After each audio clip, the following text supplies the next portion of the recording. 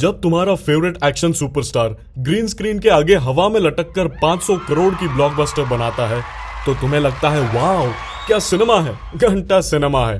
पर्दे के पीछे एक $multi million का स्कैम है और ये क्लासिफाइड डॉक्यूमेंट जो मैं अपने पॉज में पकड़ा हुआ हूँ, इसके लिए मैं लिटरली 3 कॉर्पोरेट लॉयर्स की गाड़ी के आगे कूदा था। Totally worth it. उस कॉन्ट्रैक्ट का क्लॉज 4.2 मैं एंड में दिखाऊंगा, जिसे देखकर तुम्हारा दिमाग एरर दे देगा। पर पहले इन विजनरीज के नकली आंसू तो देखो। भैया मैं 6 महीने पहाड़ों में आइसोलेशन में था। मेरे सपने में ये स्क्रिप्ट आई थी, तब मैंने ये 500 करोड़ की मास्टरपीस लिखी।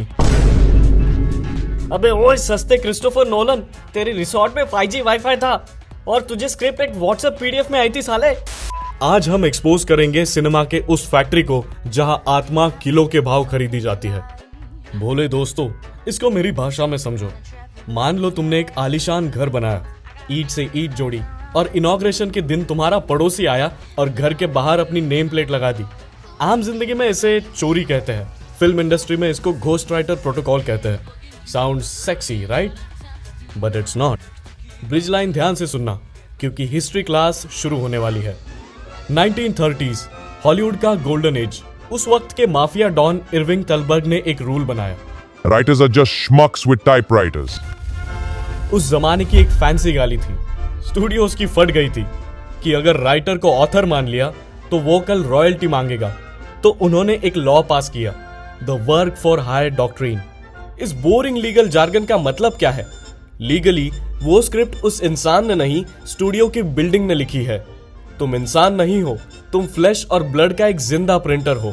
स्टूडियो ने इंक खरीदी, पेपर दिया और तुम्हें दिहाड़ी दी। बूम, मास्टरपीस उनका।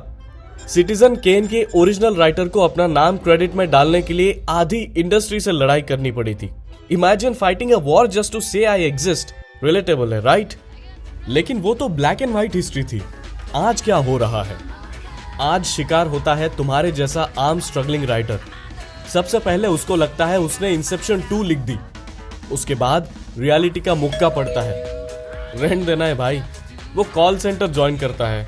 थैंक यू फॉर कॉलिंग, आपकी गालियां हमारे लिए महत्वपूर्ण है। शिफ्ट के बाद आधी रात को आंखें फाड़ फाड़ कर स्क्रिप्ट लिखता है, 100 ईमेल्स भेजता है और रिप्लाई में आता है पिन ड्रॉप साइलेंस। ऐसा सन्नाटा कि मक्खी भी पूछे भाई मैं गुनगुनाऊं क्या? और फिर आती है द फॉल्स होप। एक दिन एक मेगा स्टूडियो कॉल करता है, पर वो तुम्हारी स्क्रिप्ट को प्रोड्यूस नहीं, म्यूटिलेट करते हैं। आजकल मुंबई और LA में चोरी का नया ट्रेंडी नाम है एडिशनल स्क्रीन प्ले। तुमसे 100 पेज लिखवाएंगे, फिर डायरेक्टर अपना फिक्सर लाएगा।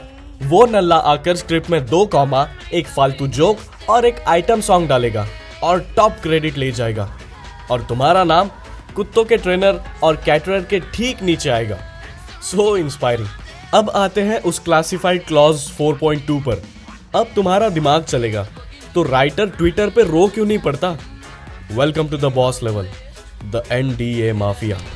एक स्ट्रगलिंग राइटर को स्टूडियो 5 लाख का चेक देता है, पर कॉन्ट्रैक्ट में होती है परपिट्यूटी क्लॉज। एक ट्वीट भी किया ना कि आइडिया मेरा था तो सीधा 50 करोड़ का डिफॉर्मेशन केस। 50 करोड़! तुम्हारी दोनों किडनीज और मेरा पूरा CGI रेंडर बजट बेचकर भी इतना पैसा नहीं आएगा। अब तुम्हारा सवाल, टेडी भाई इस सब में मेरा क्या नुकसान? मेरे मासूम बच्चों, जब तुम 300 करोड़ की VFX प्यूक फेस देखने जाते हो तो क्लाइमैक्स थर्ड क्लास क्यों लगता है? क्योंकि तुम एक ओरिजिनल आत्मा का काम नहीं देख रहे, तुम एक फ्रैंकेनस्टाइन स्क्रिप्ट देख रहे हो जिसको 5 अलग अलग घोस्ट राइटर्स, PR की आत्मा और कॉर्पोरेट एक्सेल शीट्स ने मिलकर जिंदा किया है। It's a monster without a soul. लेकिन पिक्चर अभी भी बाकी है मेरे दोस्त। साल 2023 में हॉलीवुड के WGA राइटर्स ने इस माफिया की ईंट से ईंट बजा दी। स्ट्राइक करके उन्होंने बता दिया कि बिना राइटर के कैमरा सिर्फ एक महंगा मिरर है और तुम्हारा सुपरस्टार सिर्फ एक अट्रैक्टिव आदमी जो खाली ग्रीन स्क्रीन कमरे में हवा को मुक्के मार रहा है। जब तक हम ऑडियंस इनके फेक PR विजनरीज को भगवान मानना बंद नहीं करेंगे, सिनेमा वापस नहीं आएगा। तो अगली बार थिएटर में जब लाइट चालू हो तो अपनी सीट से तुरंत मत उठना, 5 मिनट बैठना और उस असली नाम को ढूंढना जिसने उस दुनिया को पैदा किया था। पर तुम्हें क्या लगता है हॉलीवुड में सबसे बड़ा फ्रॉड सिर्फ पैसे और क्रेडिट के लिए होता है? तो भाइयों, तुमने अभी तक रैबिट होल देखा ही नहीं है। क्या हो जब एक स्क्रिप्ट का क्लाइमैक्स बदला जाए, बॉक्स ऑफिस के लिए नहीं बल्कि वर्ल्ड वॉर जीतने के लिए? क्या हो जब दुनिया की सबसे dangerous intelligence agency CIA cinema को अपना पपेट बना दे? एक मासूम सा एनिमेटेड कार्टून, जानवरों की एक कहानी जिसे CIA ने सीक्रेटली फंड करके कोल्ड वॉर का सबसे खतरनाक माइंड कंट्रोल वेपन बना दिया था। एक ऐसी पिक्चर जिसके स्क्रिप्ट ने पूरी दुनिया को ब्रेन वॉश कर दिया। स्टूडियोज तुम्हारा पैसा चुराते हैं पर CIA ने तुम्हारा दिमाग चुराया था। तो अगले वीडियो में मैं तुम्हें बताऊंगा सिनेमा के इस सबसे dark top secret classified operation के बारे में।